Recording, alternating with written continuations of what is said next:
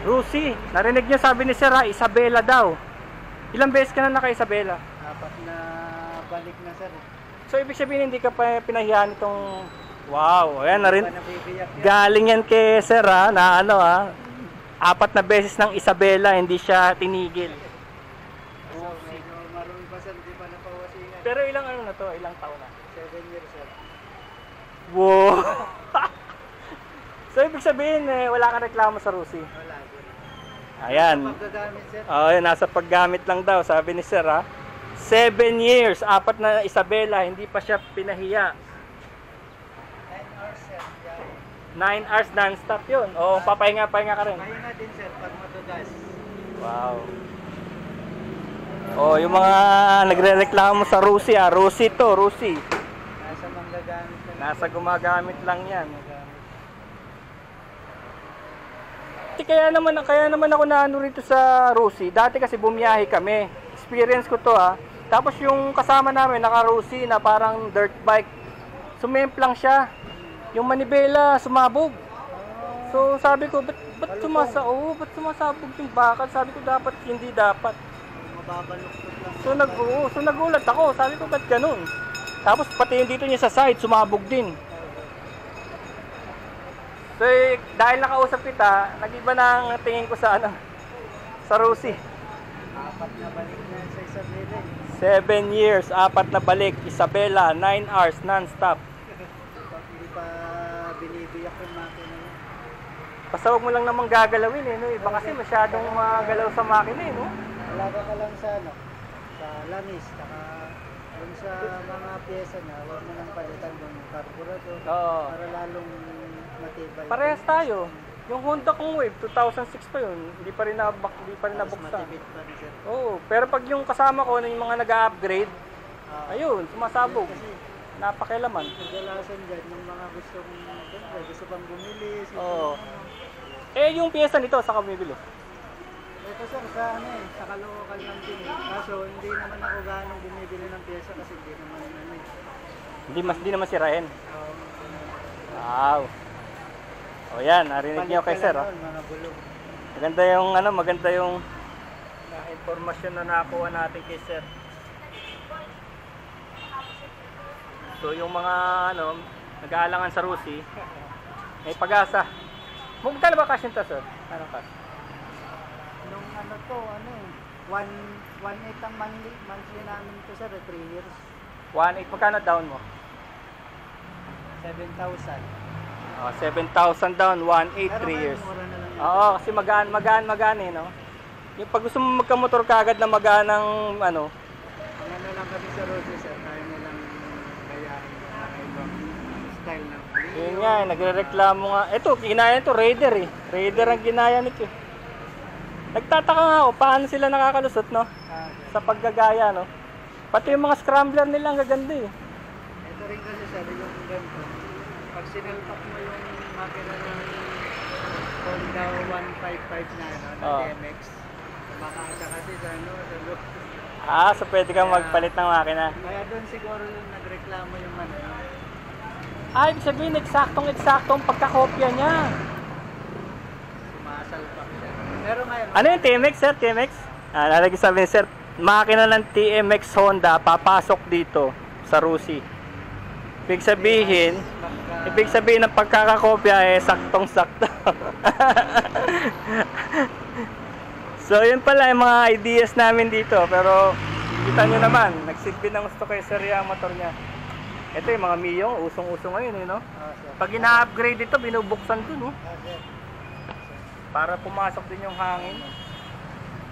Ilalagyan ng style. Ito ano to? Force 1, Vega Force, maganda rin yan. Carburetor to sa'yo, no? Pares tayo, no? Carburetor pa rin. Ito yung Vega Force. Matulin din to Pero 115 lang yata to Oo, 115 lang. Ito, Mio din. So ito yung Mio 125i. Maganda rin itong design na may yellow. May number sa harap. Tapos ito yung, ewan ko ano, Yamaha din to, MXI MXI red. Ewan ko kung ito yung original na kulay nito Ganda rin ang mukha niya, oh. Yamaha Mio MXI liquid cooled. So FI na to, kaso drum pa rin yung sa likod. Ganda nung ano, oh, shock absorber niya, oh.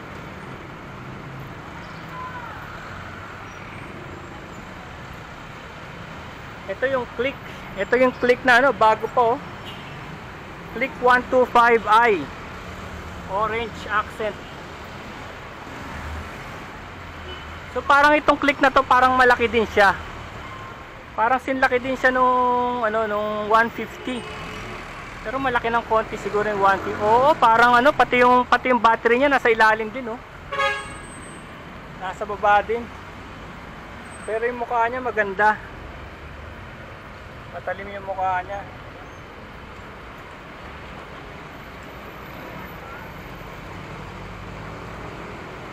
Tignan natin yung Aerox dun, ah.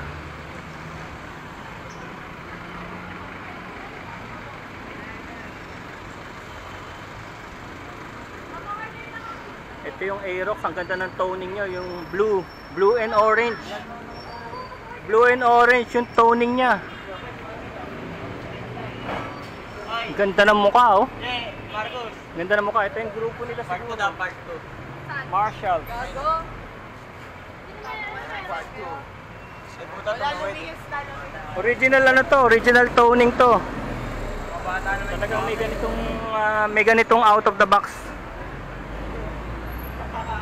155 Mio Aerox.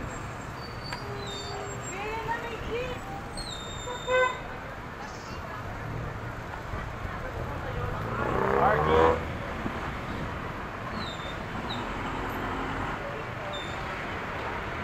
So meron na tayong video nito, di ba? Na naalala nyo, dito yung gasolina niya. Tapos yung may safety yung fuel system niya. Disc brake sa harap. Drop pa yata sa likod, eh. Pero maganda yung ano nito, maganda yung likod nito. Saka yung upuan niya. Maganda yung upuan niya. Ganda sa biyahe.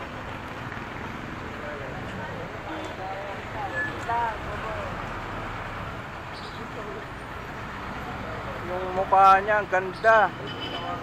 Lalo na yung linya na to.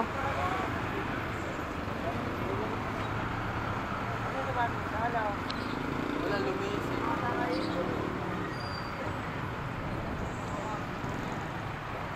ABS. ABS. So maganda tong Aerox na to. Yamaha Aerox 155.